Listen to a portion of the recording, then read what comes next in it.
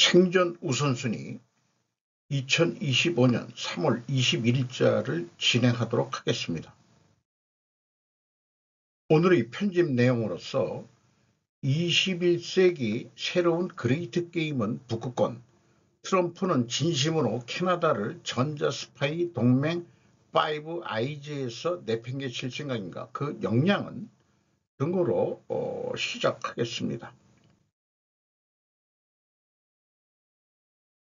21세기 새로운 그레이트 게임은 북극권, 트럼프는 진심으로 캐나다를 전자스파이 동맹 5아이즈에서 내팽개칠 생각인가, 그 역량은 기무라 마사토가 뉴스위크지 일본판에 기고한 내용입니다. 세계 역사상 가장 성공적인 정보 공유 협정으로 여겨지는 5아이즈에서 캐나다를 배제하겠다고 트럼프 행정부가 위협하는 목적은 무엇인가? 그리고 그 위협은 어떤 영향을 가져올 것인가? 21세기 새로운 그레이트 게임은 북극권이다. 지구본을 북극점에서 보면 캐나다나 덴마크령 그린란드나 마찬가지다. 음모론적이고 친러적인 견해 가진 미 국가정보장관 펄시 게바드라고도 발음하죠. 이 전 보좌관에 따르면 그녀는 러시아의 선전기계인 RT, 러시아 투데이가 발신하는 가짜 정보를 일상적으로 공유했다고 그렇게 증언을 했답니다. 정보 커뮤니티 정치화가 미 정보기관 마비시킨다. 미국은 지구 규모의 감시 네트워크를 관리하고 있지만 영국은 암호해독, 사이버 시큐리티 분야를 주도했었고, 캐나다는 1940년대부터 북극권에 있어서의 구소련의 통신 감청을 담당했었는데, 거기다가 오스트레일리아는 중국의 동향을 감시하고 있습니다. 우크라이나 전쟁을 통해서 러시아, 중국, 북한, 이란이 결속을 강하게 하는 가운데 고립주의자의 트럼프 씨가 나토나 5아이즈의 주축들이 되어온 신뢰관계도 파괴하려고 하고 있다는 게 핵심적인 내용이에요. 미국은 독자적인 정보 네트워크를 가지고 있죠. 알짜 정보를 이제는 공유하지 않겠다는 것은 리버럴한 캐나다 압박용이라고 저는 그렇게 생각이 들어가네요. 우크라이나 휴전에 대한 트럼프 푸틴의 5가지 시사점, 콜린 마인이 더 힐에서 3월 19일 날 보도한 내용입니다. 모스크바의 보도에 따르면 푸틴은 또한 외국 군사 지원의 완전한 중단과 키우에 대한 정보 제공과 같은 광범위한 평화회담에 대한 가파른 요구를 제시했다. 그러나 어느 쪽도 우크라이나가 러시아의 영토를 양도하라는 요구를 언급하지 않았으며 트럼프 행정부는 이를 평화협정에서 피할 수 없다고 제안했다. 첫 번째, 푸틴은 30일 전면 휴전을 거부했고, 두 번째, 트럼프 푸틴이 더 제한된 휴전을 지지한다.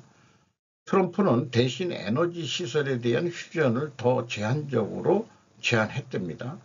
지도자들은 평화로의 움직임이 에너지 및 인프라 휴전뿐만 아니라 흑해에서의 해상 휴전 이행, 완전한 휴전 및 영구 평화에 관한 기술 협상으로 시작될 것이라는데 동의했다라고 미국은 밝혔답니다.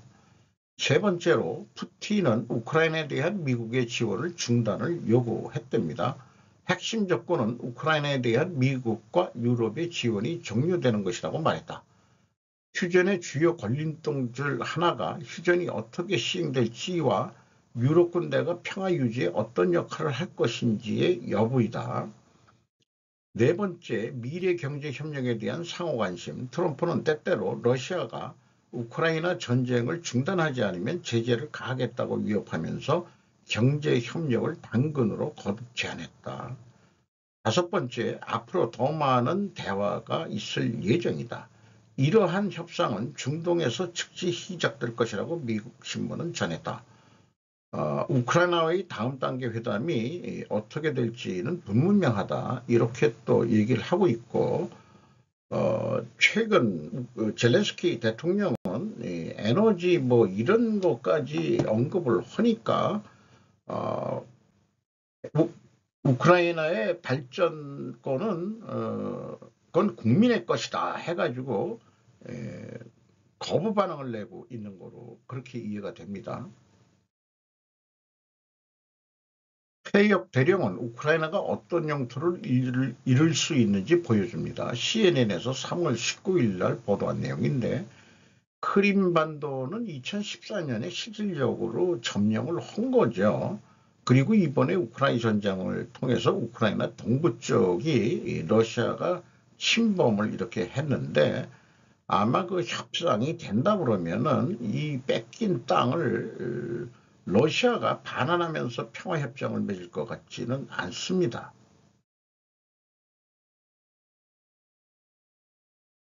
미국 트럼프 대통령이 멋지다, 사무라이다라고 극찬한 일본인이 있었다. 그게 누구냐? 미일동맹 불평등 발언 뒤에서 이시바 시게루 총리가 지금이야말로 배워야 할 아베 신조 외교의 대단한 수법이라고 일본식 표현이네요. 현대 비즈니스에서 보도한 내용입니다. 어, 그, 이 미일 동맹이 불평등론이 미일 관계를 뒤흔드는 사태가 되고 있다. 우리는 일본을 지켜야 하지만 일본은 우리를 지키지 않는다라고 6일 날 발언이 그 진원지랍니다. 미일 동맹의 이 형평스러운 게 아니고 미국이 항상 손해보는 그런 동맹이다 이런 얘기죠. 트럼프 당선인을 멋지게 회유한 아베 신조 전 총리 외교수를 소개한 책 한 권이 각광받고 있는데 자민당이 소변하는 날이라고 이왔다 아시즘입니다. 산케이 신문에서 출판한 건데 트럼프 행정부 탄생 전 일어난 기적 해가지고 결정적으로 중요한 것은 평화안전법제 안보관련법 2016년 시행을 마련한 것이다. 한정적이기는 하지만 집단적 자유권 행사를 가능하게 했다. 요게 이제 트럼프가 일기 트럼프가 시작되기 전에 이미 그렇게 해놨다는 거죠. 아베 신조가 훌륭해요. 사무라이다. 트럼프가 환희하던 순간 가장 이상적이고 가장 현실적인 것이 아베 신조였다. 정치인은 언론인과 달리 결과가 전부다. 결과를 무시하고 신념을 관철하더라도 정치인이 할 일이 아니다. 이념을 가지면서 가혹한 현실도 직시해야 한다. 가장 이상적이면서도 가장 현실적이다. 아크로바틱한 고개적인 정신을 가진 정치가 그것이 아베 신조였다. 댓글 중에 하나가 1996년 호텔 오프라 카멜리아의 젊은이라는 아이디를 가진 사람이 일본인들은 싫은 일은 금방 있는 경향이 있다고 하지만 이는 한 나라의 전 총리 암살 사건이므로 역사에도 결과를 명확히 하고 왜 일어났는지 남겨줬으면 합니다. 다른 댓글은 부디 현역 때에도 평가할 수 있는 그런 거를 좀 왜 죽은 다음에 꼭 그렇게 아베 신조를 띄우냐. 그때그때 평가해 주었으면 합니다. 오타니 선수가 현역에 있을 때 평가를 하듯이 정치인들도 수시로 좀 평가를 해야 되지 않겠느냐. 뭐 일리 있는 얘기인 것 같습니다. 주한미군, 미국이 더 절실한 이유, 한국은 미국의 신성동맹으로 거듭난다. 이충근 박사가 달란트 투자라는 유튜브에 출연해가지고 얘기한 내용들입니다. 중국에 대적하는데 가장 필요한 나라가 한국이다. 미국도 배를 더 많이 만들어야 하는데 아쉬운 적이 미국인 것이다. 중국의 기간 산업을 망개하는 방법이다. 중국에서 가장 가까운 미국 기지는 평택기지다. 중공이 죽었을 때에만 그때 미군 기지를 철수할 수 있을 것이다. 독일에서 지금 미군이 나와도 좋다. 정치학자들의 논문에서도 나오는 얘기다. 완전 패권을 지향하는 트럼프. 최대 400적까지 만들려는 미국. 무기를 제공하는 동맹은 더 결속을 할 수 있을 것이다. 이 기회를 한국은 충분히 잡아야 할 것이다. 세계와 좋다는 의미는 각자가 생산할 수 있는 것이 있어야 한다. 세계화는 사실 실패한 것으로 보아야 한다. 하나씩 드러나는 시진핑 권력균열 신호, 곧 대륙의 피바람 분다. 이런 거를 어그로를 끈다고 하죠. 눈길을 끌으려고 이런 제목들을 감각적으로 이렇게 희바람 뭐 이런 거까지 굳이 얘기하면서 어그로를 끌어야 될까? 지금부터 미국은 중공을 견제하려는 것, 미국 도전자의 반열에서 탈락시키겠다는 뜻, 시의 4년이면 안 될 거다. 국가자본주의 독재에서도 경제는 발전할 수 있다. 1989년 6.29 선언과 같은 게 중국에 필요할 것이다. 중국의 딜레마는 문명인데 그걸 나라로 치면 되겠는가. 그리고 이제 적정 규모가 넘어섰다. 분열될 것이다. 그래서 뭐 저희들은 미국 연방하고 틀려가지고 중국은 해체돼가지고 각자 이 나라를 세워야 되지 않겠느냐라고 얘기를 하죠. 저도 개인적으로 만주 별도 독립했으면 좋겠고 티벳 독립했으면 좋겠고 그 넓은 땅 그 다음에 신장 위구르는 동투르키스탄으로 독립을 해서 종족이 틀리죠. 종족이. 그래가지고 중국은 그 나머지만 관리를 해라. 이렇게 좀 돼야 되지 않겠느냐 싶습니다. 배만 점령 못할 거예요 아마. 이스라엘 총리 공격 계속 집권 강경파 극우 연장 복귀. 지지통신 외신부에서 3월 20일 날 보도한 내용입니다. 베냐민 네타냐후 이스라엘 총리가 하마스와의 휴전 합의를 실질적으로 무시하고 팔레스타인 자치구 가자에 대한 대규모 군사작전을 감행한 것은 정권 유지를 위한 것이라는 지적이다. 군사작전을 받아 극우 정당이 연립회의 복귀를 표명. 네타냐후 내정자는 전시체제를 내세워 국내 통제를 강화할 것이라는 분석도 나온다. 이스라엘 정부는 19일 극우정당 유대의 힘 당수의 벤 구비어 씨가 국가 치안상에 복귀하는 것이 승인되었다고 발표했다. 2023년 10월 하마스의 기습을 막지 못한 네타냐후에 대한 국민의 불신은 현재 뿌리가 깊다.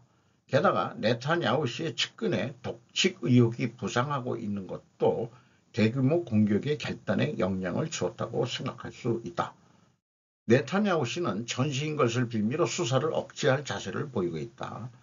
현지신문 하레츠는 네타냐후 씨는 비판하는 자를 전시하의 반역자로 간주하고 있다고 거절했다.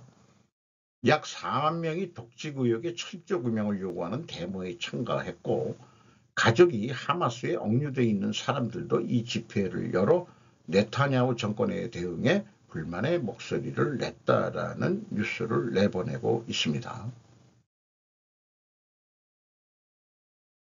아프리카를 이야기 콩고와 르완다 얘기입니다. 피터 자이안이 3월 19일 뉴스레터인데요. 이 르완다가 조그만 나라인데 군 무장을 현대식으로 어디서 돈이 들어왔는지 해가지고 콩고 민주공화국의 반군을 지원해가지고 결론은 지하자원 구리 코발트 이 매장지 가지고 이권 싸움이라는 게 핵심적인 원인이라고 합니다. 콩고 정부는 루안다에 대한 보호의 대가로 구리 코발트 벨트에 대한 미국의 독점 감독을 제안했는데 트럼프가 이거에 참여한다면 큰 사업이 되긴 될 것이다. 또 미국은 앙골라나 모잠비크와 협력하여 남아프리카의 교통망을 활용하거나 콩고 동부의 새로운 인프라를 구축해야 할 것입니다. 그러나 이게 또 좀 매우 어려울 거다. 이 분쟁은 지역에서 발생한 이전 분쟁과 유사한 큰 정쟁으로 이어질 수 있으며 수백만 명이 사망하고 수많은 외사가 개입될 수 있다. 그리고 미국과 중국 간의 긴장이 고조되고 있는 상황을 고려할 때 우리는 지정학적 순간을 바라볼 수 있을 것입니다. 라는 좀 미국식 표현을 하고 끝을 맺네요. The Chinese Attempt the Impossible, 중국의 불가능한 시도라는 제목으로 3월 20일 뉴스레터입니다. 중국의 장기 전망은 암울합니다. 충분히 이제까지 논의했었고 그러나 중국인들은 예상치 못한 소식통으로부터 약간의 사랑을 지금 받고 있다. 전국 대표 대회에서 시진핑 주석은 모든 열렬한 팬들이 일제히 박수를 치는 것을 듣고 비현실적인 5% GDP 성장 목표에 대해 쏟아내는 것을 들을 수 있었다. 그리고 이것이 얼마나 비현실적인지 상기시키기 위해 중국의 인구 통계, 주택위기, 전반적인 경제 침체를 살펴보세요. 이러한 모든 요인이 시진핑에게 불리하게 작용했음에도 불구하고 그는 예상치 못한 곳에서 사랑을 받고 있습니다. 트럼프의 캐나다와 멕시코 관세 부과로 인해 중국에서의 제조업 대규모 이탈이 좀 둔화되었다. 이렇게 해서 중국인들을 구할 수는 없지만 트럼프 행정부는 주차 미터기의 4분의 1을 더 설치할 뿐입니다. 이런 상징적인 표현이 뭘 의미하는지 잘 모르겠습니다만은 어쨌든 뭐 규제 효과는 계속 날 거다 뭐 이런 뜻으로 이해가 됩니다.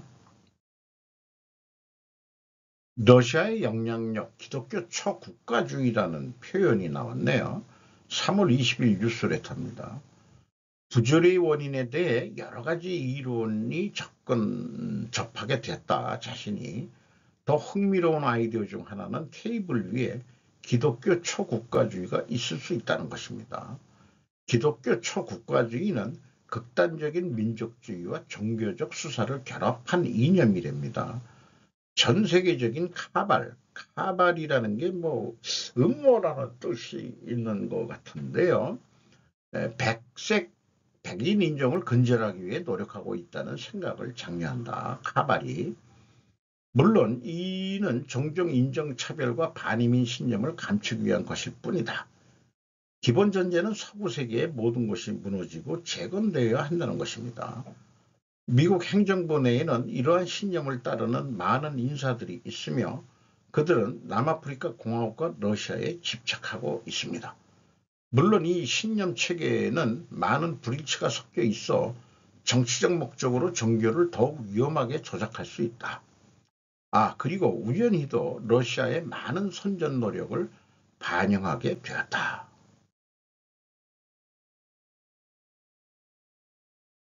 윤석열 대통령 호위 맛조개들 가짜 숨겨진 친중 이게 뭐 맛조개를 끌어올려야 된다.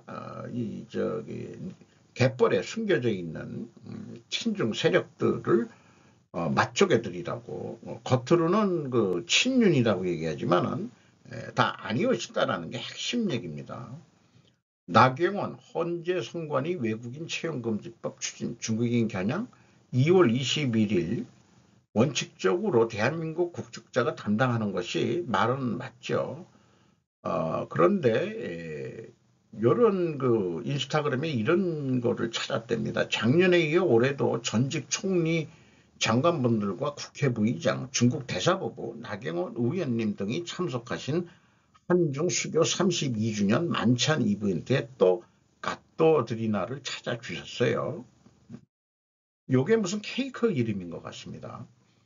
한중수교 32주년 및 21세기 한중교류협회 창립 24주년 축하 만찬 서울 개최 12월 6일인데 12월 아마 3일날 계엄 선포가 있었는데 그런 거하고는 관계없이 뭐 혼란한 와중에 이런 것들을 또 치러지고 있네요.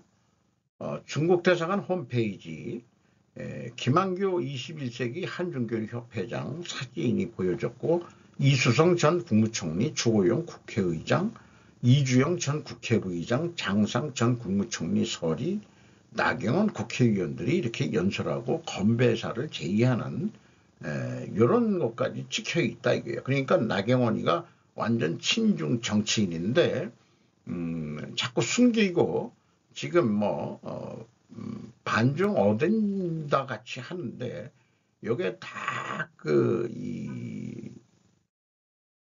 속이고 있는 거다 그런 뜻인 것 같습니다. 그리고 뭐 친중 박근혜에 대해서 그렇게 얘기했는데 사람들이 왜 안 믿냐? 이거 뭐 오래된 2013년도 사진입니다만은 시진핑, 푸틴, 박근혜 언니, 그 다음에 카자흐스탄의 그 대통령이었던 분, 우즈베키스탄 대통령, 반기문까지 와 있고 그 여성분은 누군지 모르겠습니다. 어, 이 박근혜로부터 그 왼쪽에 있는 사람들 다 저기 망했죠. 미국에게 확실히 줄을 잘 서라고 요구하는 시기였고, 서 있는 중요도 푸틴, 박근혜, 나제르바이프, 그 카자흐스탄 대통령인데, 지금 뭐 행적이 뭐 불투명하다고 그럽니다. 카자흐스탄 친중 세력 체포 무기징역 중이라고 그러고, 한중 친중 세력들끼리 권력 돌기 지금 먹고 하기는 거나 마찬가지다. 산지 태양광 박근혜 정부 때 장려했고 채찍은 문정부 때 채찍을 맞았다.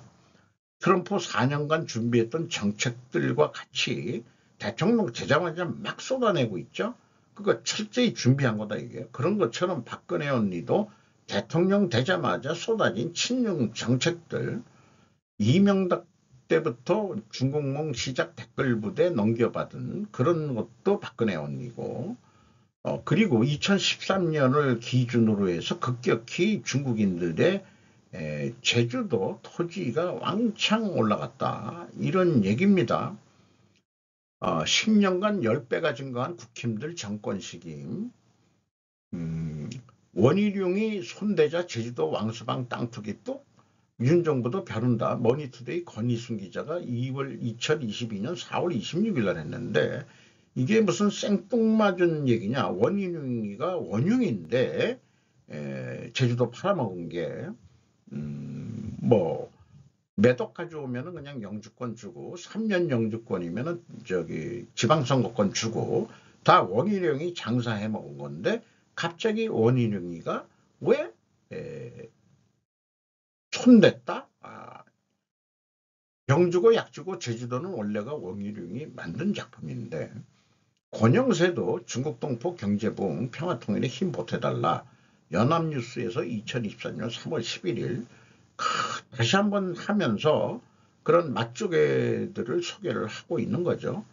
한국 사교육업계에 퍼져 있는 운동권 출신 플러스 중국 커넥션, 사교육계만이 아니고 엔터테인먼트 골드 메달리스트라는 어떤 기획사가 있는 모양인데 사건 시선 돌리기 이런 것도 소개하고 있고 핵심을 보라. 그 내부가 이상하다. YG도 마찬가지고 지금 중국이 한국 연예계를 뻐꾸기 작전에 걸려들고 있다. 뻐꾸기가 남의 둥지에 알을 까는 거죠. K-팝, K-한류에 실어가지고 중국의 이미지 나쁜 거가 파급이 되면은 한국도 동시에 망하게 돼 있다는 것을 얘기를 하고 있는 거죠. 그런데 그 연예계나 엔터테인먼트 이런 데서 다 중국 돈을 처먹고 진짜 돈 벌기 위해서 나라의 자존심 내지는 뭐라 그럴까요? 그런 것도 싹 없애면서 자존심 이런 거 빼고 중국 칭찬하기 바쁜 이런 애들 그런 것들에 대해서 공격을 하고 있습니다. 미 생산 늘린다. 현대차 그룹 HMG MA 발판으로 차 관세 대응 총력전. 한마디로 미국 조지아주에 곧 준공이 될 모양인데 여기서 전기차도 하지만은 다른 차까지 해서 홀류 생산을 한다. 전기차가 당분이 안 되면은 다른 차도 만들어 가지고 연간 생산 규모가 30만 대에서 50만 대로 확대해 가지고 미국 판매를 늘려서 미국 자동차 관세를 극복해서 나가겠다. 현대차 사장이 호세 무뇨스 외국인 사장인 것 같습니다. 그리고 올해 상하이 모터쇼에 현대차하고 기아가 불참했다는 뜻은 확실히 정치적인 행보를 미국 트럼프한테 보여주는 거죠. 우리가 이만큼 잘 하는데 우리 좀 봐줘야 되지 않겠어? 그렇게 얘기를 하는 거죠. 그죠? 그렇게 느낍니다. 알래스카 주지사 다음 주 방한 포스코, SK, GS 등 개별 면담 추진. 자, 뭐 내용보다도 이미 트럼프가 그 한국하고 일본이 좀 참여해 줬으면 좋겠다. 그리고 사실 일본과 미국에서도 스스로 참여하려고 했지 않았느냐. 그랬더니 알래스카 주지사가 찾아와가지고 개별 기업을 만나서 타진하는데 포스코 인터내셔널도 만나고 SK 이노베이션 또 만나고 ENS 이건 건설 계통이죠. GS 에너지, GS 칼텍스를 가지고 있죠. 세아제강.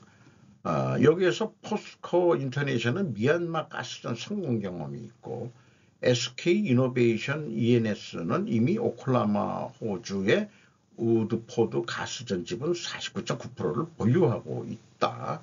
그렇게 해서 LNG 사업을 지금도 SK는 하고 있다. 또 세아제강은 그 가스 파이프 만들 때 강관 전문 업체죠.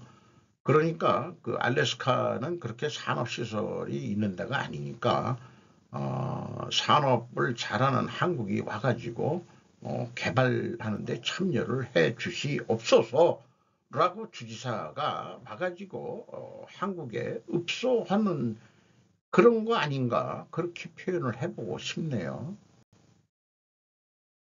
미 알래스카 석유가스 확대, 생산 확대, LNG 파이프라인 규제 해제, 박유현 기자가 뉴스원에서 3월 21일 날 보도했습니다.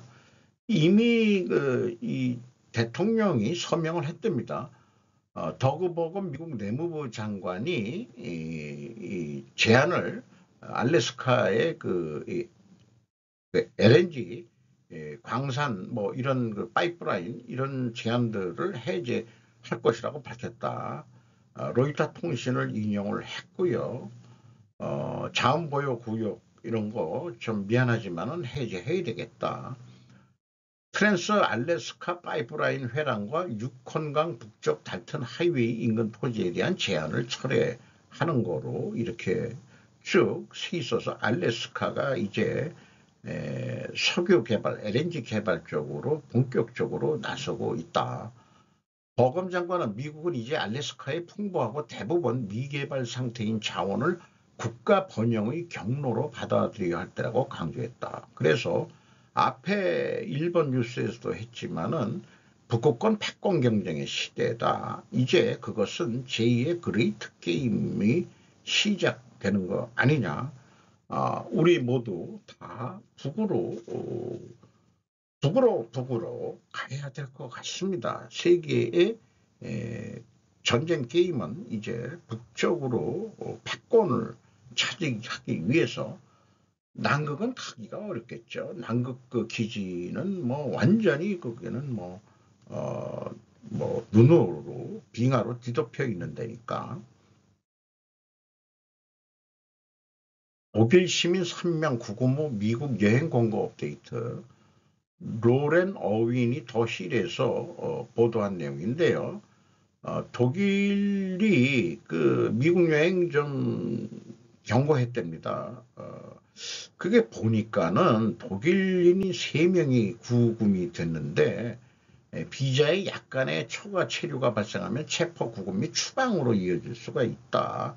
이렇게 해가지고 잘 챙겨서 가급적이면 미국 가지 마라고 독일이 얘기했다는 거예요.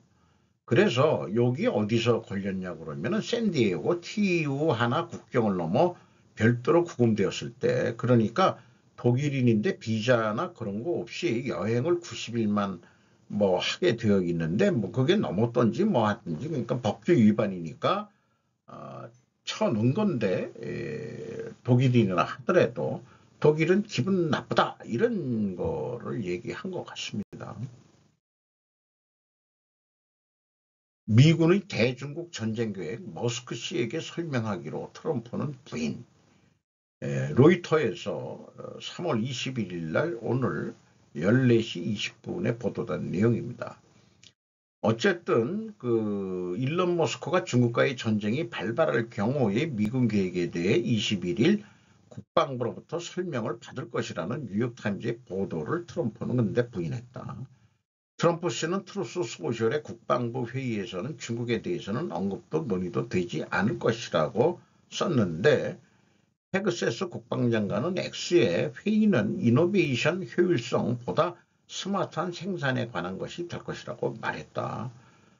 익명을 조건으로 밝힌 바에 의하면 머스크 씨의 브리핑에는 복수의 미군 관리가 출석해 중국 등 여러 가지 테마에 대해 개요를 설명한다고 한다. 뭐 전쟁이 아니고 산업적인 측면에서 얘기하는데 미군이 참여한다니까 미국이 중국과의 분쟁에서 어떻게 싸울 것인지를 설명하는 슬라이드가 20장 내지 30장 들어가 있다. 이런 얘기를 하고 머스크가 극비 군사계획에 접근할 수 있다면 트럼프의 조언자로서 연방정부 지출자금을 주도하는 그의 역할이 크게 높아지게 될 것이다.